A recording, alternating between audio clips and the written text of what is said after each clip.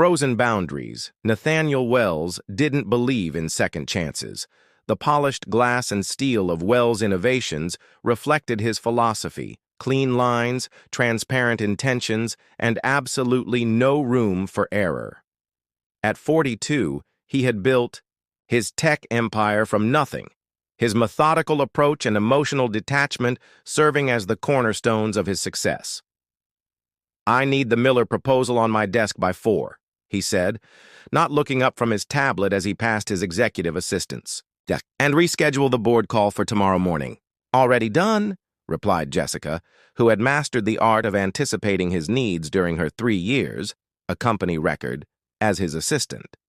"Also, HR sent up the final candidate for the marketing strategist position. She's waiting in conference room 3. Nathaniel frowned. "I thought we settled on the Princeton graduate." He accepted another offer. This one's resume is impressive. Graduated top of her class at Northwestern, led 3 successful campaigns at Horizon Media. "Fine. 10 minutes. Not a second more. Conference." Room 3 was bathed in morning light. The woman sitting at the table stood as he entered. Her dark hair was pulled back in a neat bun, her charcoal suit impeccably tailored yet understated. "Mr. Wells, thank you for meeting with me. I'm Olivia Reed."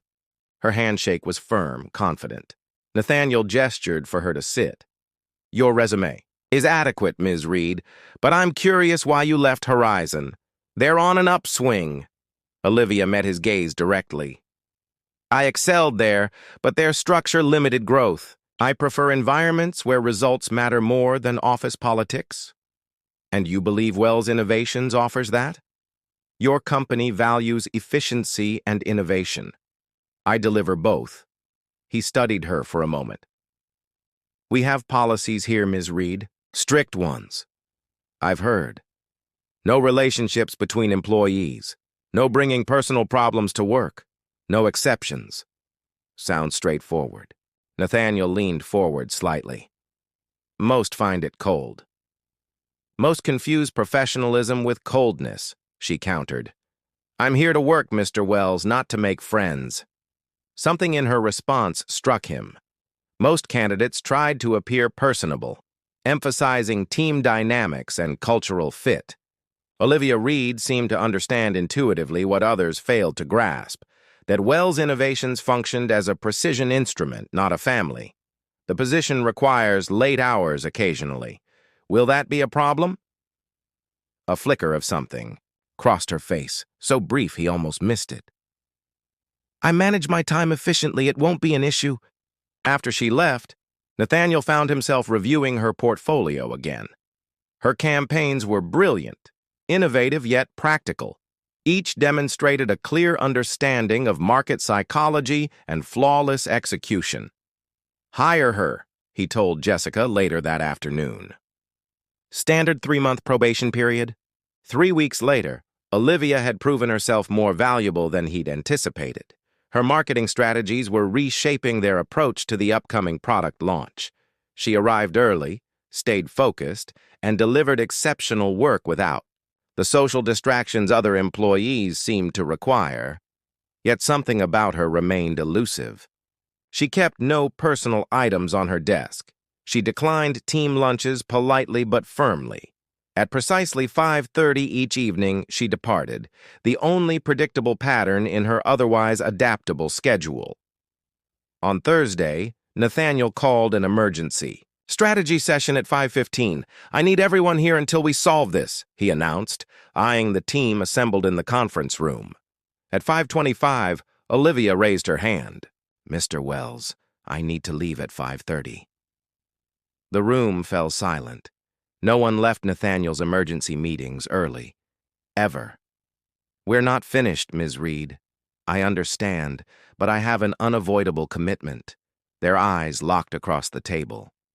For the first time, he saw something beyond professional determination in her gaze, a quiet, immovable resolve. "Then you'll have to reschedule it." "I can't," she said simply. "But I can review everything tonight and have solutions on your desk by 7 a.m. Nathaniel felt the eyes of every team member on him. His response would set a precedent. This meeting is mandatory. Olivia nodded once, then gathered her notes. Then, I'll need to tender my resignation, effective immediately. As she stood to leave, Nathaniel realized he'd miscalculated. Badly. Unexpected encounters. The following morning, Nathaniel arrived at his office earlier than usual, a rare sense of disquiet disrupting his routine. He hadn't accepted Olivia's resignation, not officially. In the cold light of dawn, her departure seemed like an unnecessary loss of talent over a minor scheduling conflict. "Jessica, where's Ms. Reed's resignation letter?" he asked, as his assistant handed him his usual black coffee. "She hasn't submitted one yet," Jessica replied, "but she cleared her calendar for today." Nathaniel frowned. "Call her. Tell her I want to discuss terms for her to stay." An hour later, he was reviewing quarterly projections when his intercom buzzed. "Mr. Wells, there's a situation in the lobby." Jessica's voice sounded strained. "Security called. Ms. Reed is here, but she's not alone." Nathaniel's jaw tightened. "What do you mean, not alone?" "She has a child with her. A little boy. Security wasn't sure whether to let them up given the company policy." For a moment, Nathaniel sat perfectly still. Then he stood abruptly. "I'll handle this myself." The elevator ride to the lobby felt interminable. When the doors opened, he immediately spotted Olivia standing near the security desk. She wore jeans and a simple blouse instead of her usual tailored suits. Beside her, clutching her hand, stood a small boy with unruly brown curls and solemn eyes. The child noticed him first, tugging on Olivia's hand and pointing. When she turned and saw Nathaniel approaching, her expression remained carefully neutral, though he detected a flicker of apprehension in her eyes. "Mr. Wells," she greeted him, "I apologize for the unconventional visit. I came to submit my formal resignation and collect my things." The boy, he couldn't be older than 4, half hid behind her legs, peering up at Nathaniel with undisguised curiosity. "And who is this?" Nathaniel asked, his voice measured. Olivia's hand moved protectively to the child's shoulder. "This is my son Theodore. Theo. My regular sitter called in sick this morning and my backup had an emergency. I had no choice but to bring him." Suddenly, her rigid departure schedule made perfect sense. The missing personal touches on her desk, the declined social invitations, the immovable boundary at 5:30 each day. "You have a child," he stated, processing this revelation. "Yes," she replied, her chin lifting slightly. "Which is why I understand your company isn't the right fit for me. Your policies regarding personal matters are clear." Before Nathaniel could respond, the boy stepped forward, a small toy rocket clutched in his hand. "Do you work in space?" he asked, blue eyes wide with wonder as he took in Nathaniel's tailored suit. "Theo," Olivia gently admonished. But Nathaniel found himself unexpectedly kneeling to the child's level. "Not in space," he replied seriously, "but we make things that sometimes go there." Theo's face lit up. "Like rockets?" "Sometimes components. For them, yes." The lobby security guard was watching the exchange with poorly concealed astonishment. Nathaniel Wells, notorious for his no-nonsense approach and aversion to children in the workplace, was talking rockets with a 4-year-old. Nathaniel straightened, making a decision that surprised even himself. "Ms. Reed, I believe we have unfinished business to discuss. Both of you can come up to my office." 15 minutes later, Theo was contentedly drawing at Nathaniel's conference table with supplies Jessica had somehow procured, while Olivia sat across from Nathaniel in his office, the door left ajar to keep the boy in sight. "You should have told me you had a son," Nathaniel said. "With all due respect, Mr. Wells, I didn't think it was relevant to my ability to do the job," Olivia replied. "And based on your policies, I assumed it would count against me." "Did I ever explicitly state that having children was against company policy?" "No, but your stance on personal matters in the workplace is well known." Nathaniel leaned back in his chair. "There's a difference between bringing personal drama to work and having personal responsibilities." For the first time since he'd met her, Olivia looked genuinely surprised. "That's not how your policies are interpreted by most of the staff. Perhaps that's a communication issue I need to address." He paused, glancing toward where Theo was carefully coloring what appeared to be a spaceship. "The meeting yesterday? That was about picking him up?" She nodded. "His after-school program closes at 6. They charge significant fees for late pickups, and more importantly, I don't like keeping him waiting." Something about her straightforward priorities shifted something in Nathaniel's perception. Here was someone whose boundaries weren't arbitrary or emotional. They were based on concrete commitments to someone who depended on her. "I'm willing to modify your schedule," he said finally. "Standard hours with flexibility for emergencies. You'll need to make up any time lost, of course, but we can work around school schedules."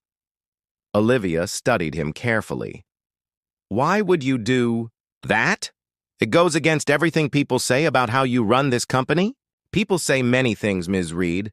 What matters is what works." He met her gaze directly. "And you work exceptionally well. It would be poor business practice to lose your talent over a scheduling issue." Later that afternoon, after Olivia had left with Theo to gather her things and return the following day, Jessica entered his office with obvious hesitation. "Something to say, Jessica?" Nathaniel asked without looking up from his computer.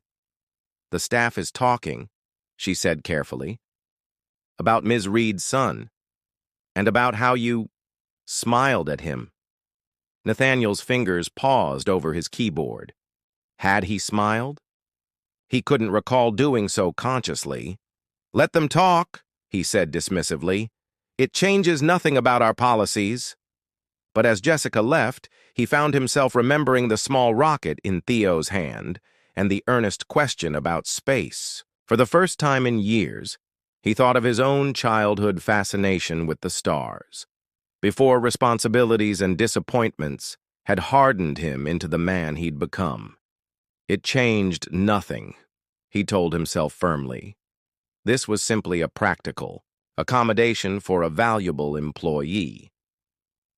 Yet something had shifted in the carefully ordered world of Wells innovations, like the first hairline crack in a frozen lake when spring approaches. Thawing defenses over the following weeks, Nathaniel found himself acutely aware of Olivia's schedule in a way that disturbed his usual detachment. He noticed when she took calls in the hallway, speaking in hushed tones about fevers or school projects.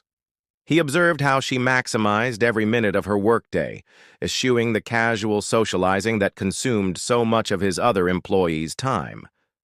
Most unsettling was his growing interest in Theo, whom he had not seen since that day in the lobby. The boy's innocent question about rockets had lodged in his mind like a splinter, small but impossible to ignore. On a Tuesday morning in late October, Nathaniel passed by the marketing department just as Olivia was ending a phone call, her expression tense. "No, I understand. Yes, I'll figure something out," she was saying, then noticed him and quickly ended the call. "Mr. Wells, I was just about to email you the campaign revisions." "Is everything all right?" The question surprised them both. Olivia hesitated, clearly weighing how much to share. "My son's school is closed unexpectedly. Water main break. My regular backup is unavailable, and I'm trying to find an alternative solution." Nathaniel checked his watch. The board presentation was at 2, and Olivia's input would be crucial. "Bring him here," he said, before he could reconsider. "The blue conference room isn't being used today. He can stay there while you work." The surprise on her face was almost worth the unprecedented nature of his offer.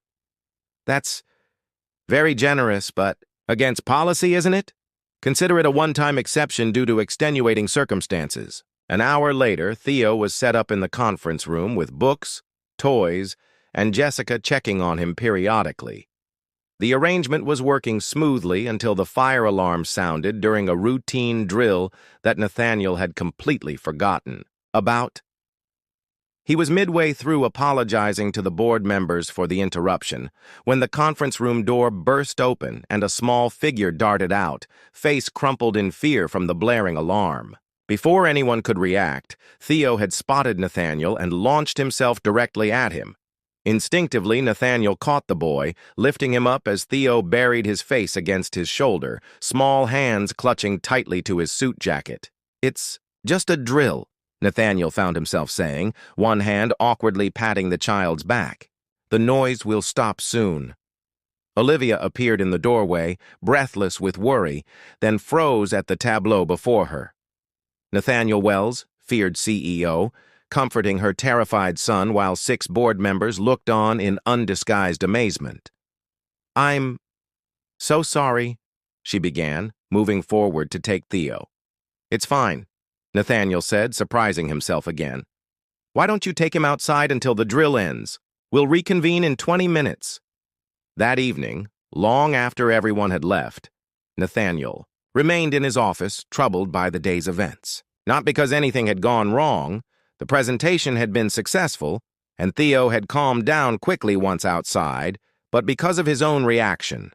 The weight of the boy in his arms had awakened something long dormant, a memory of his younger brother, Jonathan, who had looked to Nathaniel for protection during storms when they were children. Jonathan, who had died at 12 when Nathaniel was 17, while their parents were too consumed with their failing marriage to notice. Either of them.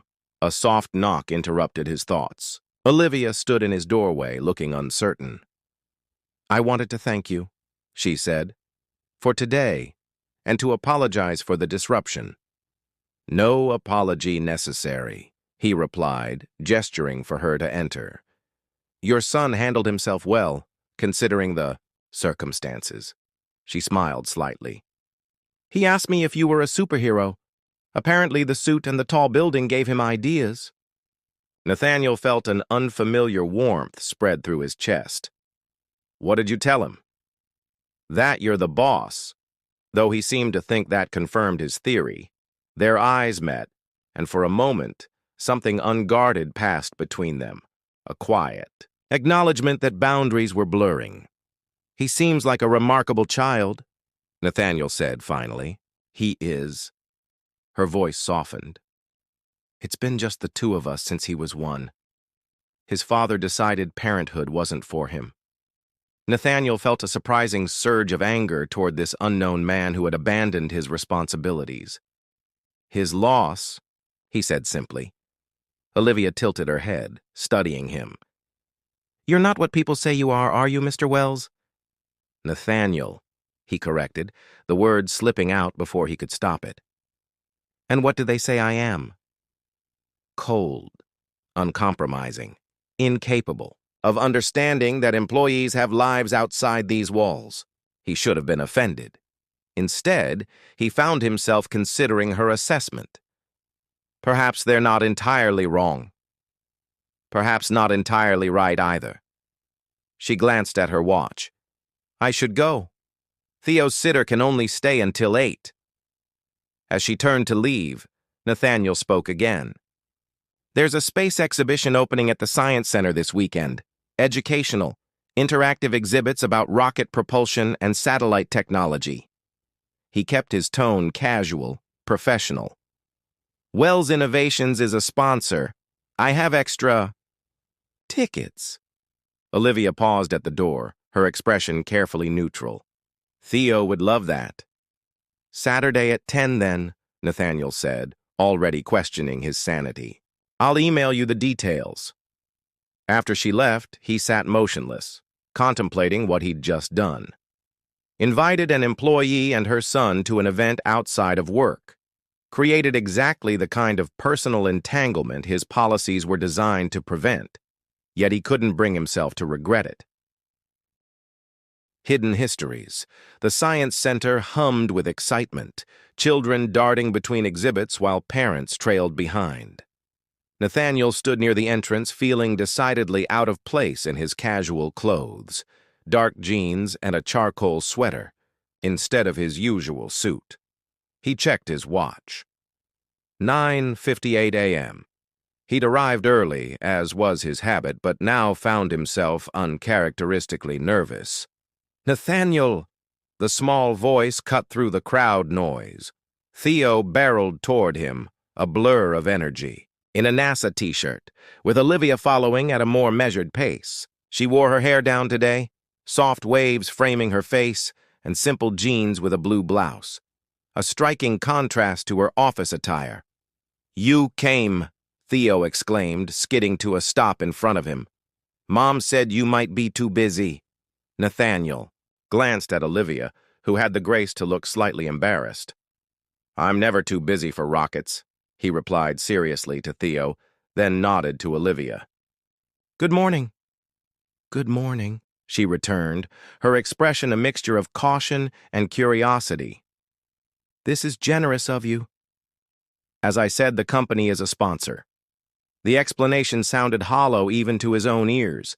He handed them their passes. "Shall we?" What had been planned as a brief professional courtesy quickly evolved into something else entirely. Theo's enthusiasm was infectious, drawing Nathaniel into demonstrations and interactive displays he might otherwise have viewed with detached interest. The boy asked insightful questions for someone so young, his curiosity boundless. "He gets that from you," Nathaniel observed, as they watched Theo launch miniature rockets with other children. Olivia shook her head. "Not entirely. His father was brilliant, a physicist. He just wasn't prepared for the reality of parenthood. Intelligence without commitment is wasted potential," Nathaniel said, more sharply than he'd intended. "You sound like you speak from experience." He hesitated, then offered a piece of his carefully guarded past. "My father was similar. Brilliant mind, terrible parent. Always chasing the next big idea, leaving my mother to raise us until she couldn't take it anymore and left too." "Us?" Olivia asked softly. "My brother and me." Nathaniel's gaze remained on Theo, but his focus had drifted to memories he rarely allowed himself to revisit. "Jonathan was 5 years younger. I essentially raised him after our mother left." Olivia waited, sensing there was more to the story. "He died when he was 12. Undiagnosed heart condition. I was away at college. My father had insisted I accept. A scholarship across the country. Jonathan collapsed at school. By the time I got the call, it was too late. The admission hung between them, heavy with implications. Nathaniel hadn't spoken of Jonathan in years, had built his life and company around structures that allowed no room for such painful memories. "I'm so sorry," Olivia said simply, not offering platitudes or asking for details he wasn't ready to share. It was a long time ago. 25 years, to be exact, yet the wound felt freshly opened as he watched Theo's joyful experimentation. After that, I learned that personal attachments are vulnerabilities. That clarity of purpose requires emotional discipline. And that's why Wells Innovations has such strict policies? To maintain that discipline? Partly, he acknowledged. Also because I've seen firsthand how personal entanglements in professional environments can destroy both. Olivia considered this. But complete separation is an illusion, isn't it? We're not machines that can compartmentalize perfectly. Before he could respond, Theo returned, breathless with excitement. "I made the rocket go highest. The scientist said I have good engineer hands." "Engineering hands," Olivia corrected gently. "That's excellent," Nathaniel said, genuine warmth coloring his voice. "Perhaps you'll design real rockets someday," Theo beamed. "Can we see the planetarium next? They have a show about black holes." As they followed Theo toward the planetarium entrance, Olivia spoke quietly. "Thank you for sharing about Jonathan. I understand better now." "I don't discuss him," Nathaniel replied. "Ever. Yet you did today." He had no explanation for that breach in his carefully maintained defenses. None that he was willing to examine too closely. In the darkness of the planetarium, watching stars and galaxies swirl overhead while Theo gasped in wonder between them, Nathaniel became acutely aware of Olivia's presence. Her profile illuminated by the cosmic display, her hand resting protectively on her son's shoulder. For a brief, disorienting moment, he imagined what it might be like to be part of something like this. Not alone in his carefully ordered existence, but connected. The thought terrified him. After the exhibition, they stopped for ice cream at Theo's insistence. Watching Olivia help her son navigate his rapidly melting chocolate cone, Nathaniel felt something shift inside him. A recognition that the boundaries he'd established were becoming increasingly difficult to maintain. "Will you come to my school presentation?" Theo asked suddenly, looking up at Nathaniel with chocolate-smeared earnestness. "It's about space. Mom's coming, but you know more about rockets." Olivia intervened quickly. "Honey, Mr. Wells is very busy with work. That's a big request. When is it?" Nathaniel heard himself ask, against all better judgment. "Next Friday afternoon," Olivia said, surprise evident in her voice. "But you really don't have to." "I'll check my schedule," he said, non-committal yet not outright refusing, itself a significant departure from his usual firm boundaries as they parted ways in the parking lot. Theo insisted on a high five, which Nathaniel returned somewhat awkwardly. Olivia lingered after helping her son into the car. "Today was unexpected," she said. "In a good way. Thank you."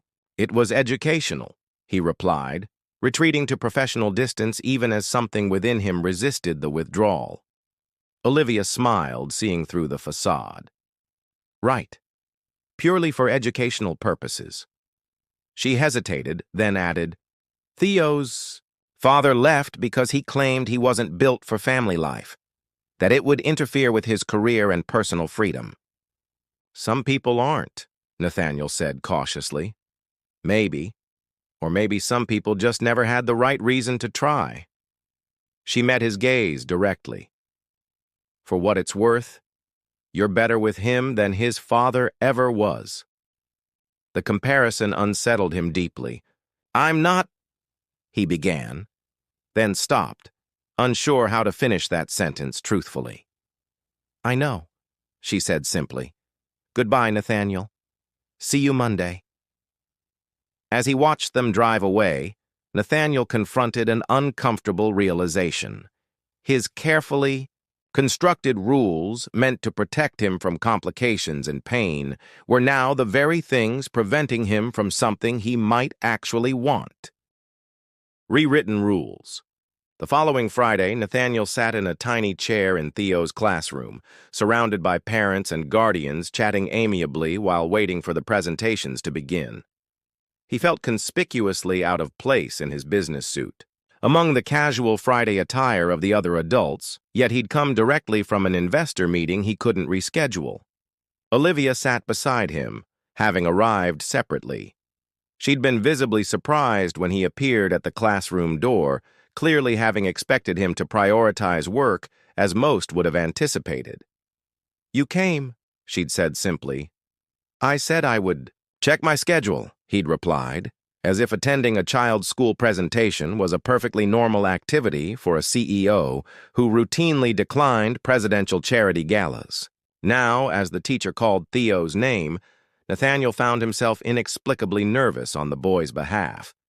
Theo stood before the class, his rocket model carefully placed on the display table, wearing a bow tie that made him look endearingly formal. "My presentation is about how rockets work," Theo began, his voice clear despite his obvious nerves, "and about how gravity tries to keep us down, but rockets push harder to get to space." As Theo proceeded to explain thrust and fuel with surprising accuracy for a 4-year-old, Nathaniel felt an unfamiliar swelling of pride. The boy had clearly absorbed information from their museum visit, incorporating it into his presentation alongside facts Olivia must have helped him research. When Theo mentioned, "My friend Nathaniel, who makes parts for real rockets, helped me understand propulsion," the unexpected designation, friend, sent a jolt through Nathaniel's carefully maintained composure. After the presentations, while Theo proudly showed his rocket to classmates, Olivia turned to Nathaniel. "You didn't have to come," she said softly, "but it meant the world to him that you did." "He did well," Nathaniel replied. "Very articulate for his age. He practiced all week." She hesitated. "He talks about you constantly, the rocket expert, his friend." The word hung between them again, laden with implications neither was ready to address directly. "Olivia," he began, then paused, uncharacteristically uncertain. "This situation has become complicated." "Because of your rules?" "Because of their purpose," he corrected. "Those boundaries exist for good reasons." "Do they?" she challenged gently. "Or have they become a fortress keeping everyone at a safe distance?" Before he could respond, Theo bounded over, classroom teacher in tow. "Ms. Patterson wants to meet you," he announced proudly. After polite introductions and Theo's teacher expressing how wonderful it was that he had such supportive adults in his life, they walked together to the parking lot, Theo chattering excitedly between them. "Ice cream to celebrate?" he suggested hopefully. Olivia looked to Nathaniel, a question in her eyes that went beyond the simple invitation. "I can't today," he said, genuinely regretful. "I have a conference call with Tokyo in an hour." Theo's disappointment was palpable, but brief. "Next time?" he asked. The simple question carried weight far beyond its surface meaning. Next time implied continuity, connection, commitment. "Next time," Nathaniel agreed, surprising himself once again. Later that evening, after his call concluded, Nathaniel remained in his empty office, the city lights glittering below. On his desk sat a framed photograph he kept hidden in a drawer, himself at 17, with arm around a grinning Jonathan.